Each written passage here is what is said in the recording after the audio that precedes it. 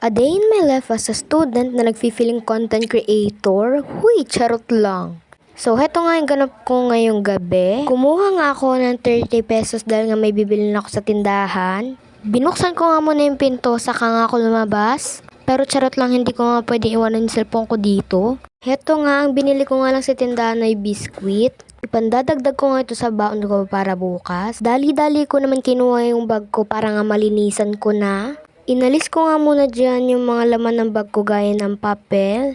Dahil nga para linis na linis talaga yung loob. Eto nga, kumuha na nga ako ng tissue para sure talaga akong malinis siya. Ngayon ko na nga lang din nalinisan tong bag ko dahil nga ay medyo na busy ako. Nakita nyo ba yun guys? May pusa na naman nagpapapansin sa camera. At yun nga yung pet namin na si Pochi. At alam nyo ba guys na marami nga ako nakalkal na dumi at basura sa loob ng bag ko? Kaya tama nga lang na naglinis talaga ako ng bag.